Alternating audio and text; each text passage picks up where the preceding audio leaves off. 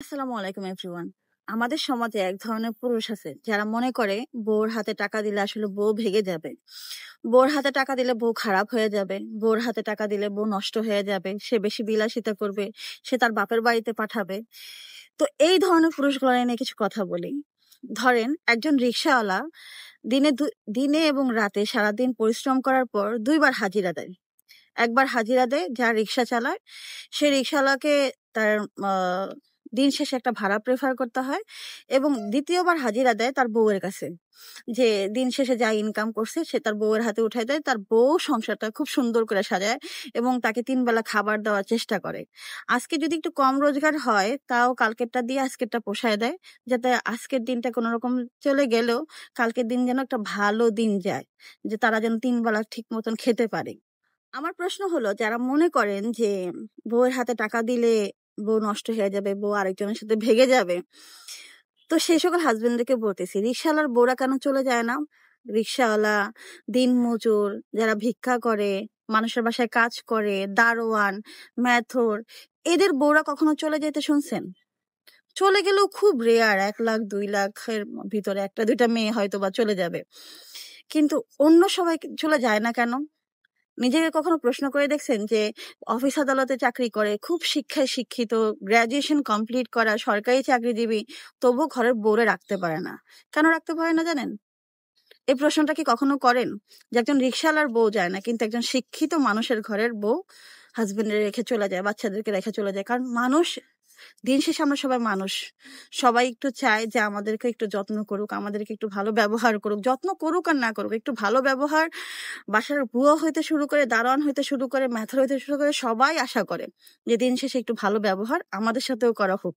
এক ধরনের পুরুষ আছে যারা তার মাদেরকে দেবীর আসনে বসায়, সেটা তাতে কোনো গুণা নেই, তাদের কোনো ভুল নাই। হ্যাঁ ঠিক আছে, অবশ্যই আপনার মা দেবী, কিন্তু একটা জিনিস খেয়াল করে দেখবেন, আপনার বউটার আপনি প্রতিদিন অপরাধ হোক, ভুল হোক, দোষ ত্রুটি হোক, যা কিছু আপনি ছোট করে কথা বলেন, কিন্তু আপনি এটা চিন্তা করে দেখেন না যে সেও একজনের মা, তাকেও একটু সম্মান দিয়ে কথা বলা উচিত, তার সাথে একটু ভালো ব্যবহার করলে তার সন্তানরা ভালো জিনিসটা শিখবে।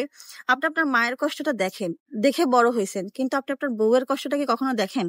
দেখেন না, কারণ আপনি কি করেন, আপনি ওই সময়টায় অফিসে কাজে চলে যান, কাজের সন্ধানে বের হন, আহারের উদ্দেশ্যে খোঁজ করেন, খবর নেন, বা কাজ করেন, আপনিও পরিশ্রম করেন।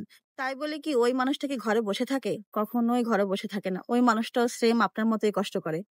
শুনেন ভাই, মেয়ে মানুষ কখনো টাকার কারণে চলে যায় না, মেয়ে মানুষ চলে যায় অত্যাচারে, কষ্টে, নির্যাতন সহ্য করতে না পেরে।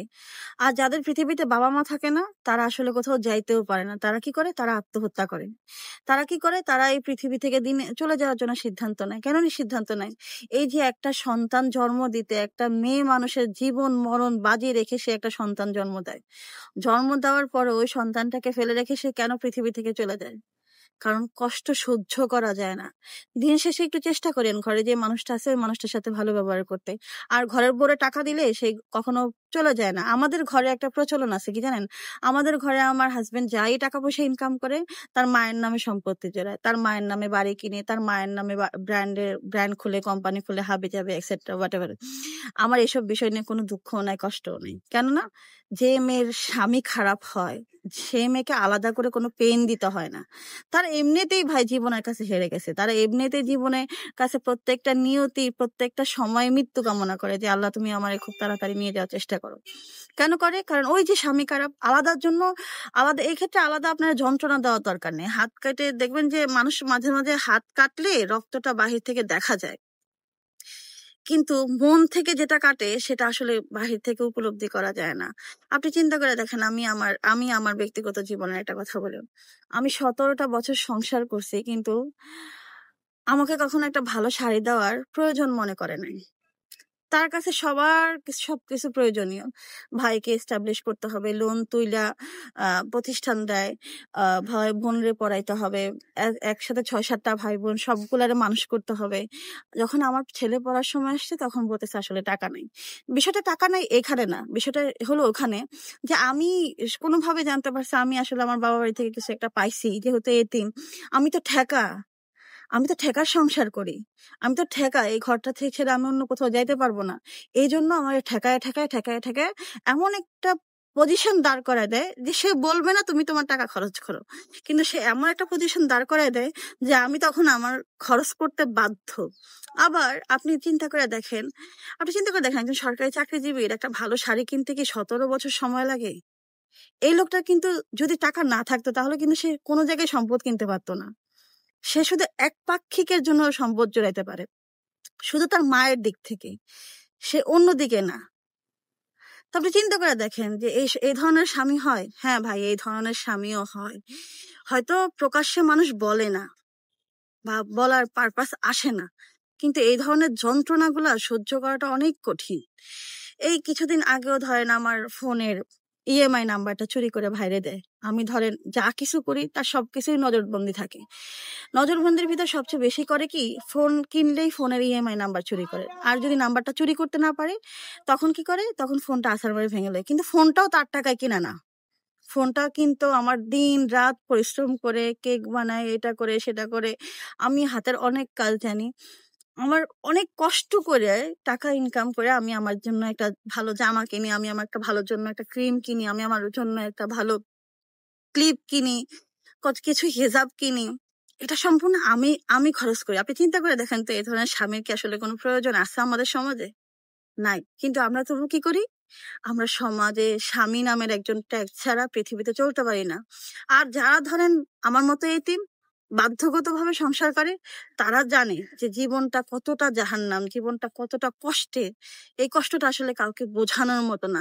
আপনি চিন্তা করে দেখেন যে লোকের 17 বছরে সে একটা শাড়ি, ভালো শাড়ি দিতে পারে না, একটা ভালো শাড়ির দাম 2-3 হাজার টাকা, এর চেয়ে বেশি হয় না, বা বেশি হইলেও 4-5 হাজার টাকা, বা যাই হোক না কেন। কিন্তু আপনি চিন্তা করে দেখেন তো, যদি লোকটার টাকাই না থাকতো, সে বাড়ি কিনলো কি করে, সে ব্র্যান্ড খুলে কি করে? তার মানে তার সম্পদ আছে সেটা একপাক্ষিকের জন্য, তার ভাইদের জন্য। জানেন, আমি এমন একটা সময় গেছে, আমি আমার মায়ের স্বর্ণ বন্ধক দিয়ে এই হাজবেন্ডের টাকা এনে দিছি তার ভাইদেরকে ব্যবসা করানোর জন্য, ডিসেল লাইনের ব্যবসা।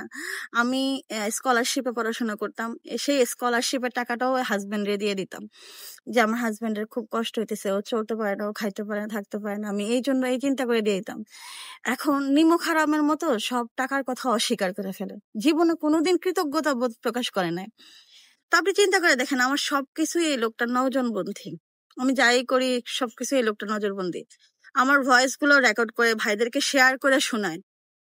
এখন আমি যদি আমার মুখটা খুলি কোনো কারণবশত, বা আমার এত নির্যাতন করতেছে কোনো কারণবশত, আমি যদি আমার মুখটা খুলি, সমাজে তো এখন তো বাড়ি থেকে বিতাড়িত তারা, সমাজে কোনো জায়গায় মুখই দেখাইতে পারবে না। আপনি কি মনে করেন, আপনি মনে করেন আপনারা অসম্মান করে ওই মানুষটা, মানুষ খুব সম্মান করে, মানুষ খুব পছন্দ করে? না, আপনি একটু খোঁজ খবর নিয়ে দেখেন, বিনা কারণে যারা আপনারা অত্যাচারিত করে, অসম্মান করে, লাঞ্ছিত করে, তাদেরকেও মানুষ ঘৃণা করে কথা বলতে, তাদের সাথে মানুষ মিশতে চায় না। তো আপনি কি মনে করেন, পৃথিবীতে সব পাপ করে আসলে পলায় থাকা যায়, লুকায় থাকা যায়? লুকায় থাকা যায় না। যারা বলেন না যে মেয়ে মানুষ আসলে টাকা পয়সার জন্য চলে যায়, মেয়েরা কখনো টাকার জন্য যায় না, মেয়েরা যায় অত্যাচারে, নির্যাতন সহ্য করতে না পারে। এই যে প্রতিনিয়ত মনের উপর দিয়ে কি একটা যন্ত্রণা ভোগ করি জানেন, কাউরে এই পৃথিবীতে বলে বোঝানোর মতো মানে মানুষ নাই। আপনি চিন্তা করে দেখেন, একটা লোকের যদি টাকা না থাকে তাহলে সে তার সর্বদিকেই না থাকে না, তার একদিকে অফুরন্ত ঢালন্ত, আর আরেকদিকে কোথাও নাই। ঈদের সময় 10 দিন বন্ধ দিছে, ঈদের এই 10 দিন ছুটি সরকার কেন দিছে? বউ বাচ্চাদের সাথে, ফ্যামিলির সাথে কাটানোর জন্য। কিন্তু ঈদের ছুটি সে কাটাইছে তার মায়ের সাথে, ভাইয়ের বউদের সাথে, ভাইয়ের সাথে। তো আপনি এরকম স্বামী, যে স্বামী থেকে আপনি বিধবার মতন জীবনযাপন করেন, এই স্বামী দেখে আপনি কি করবেন?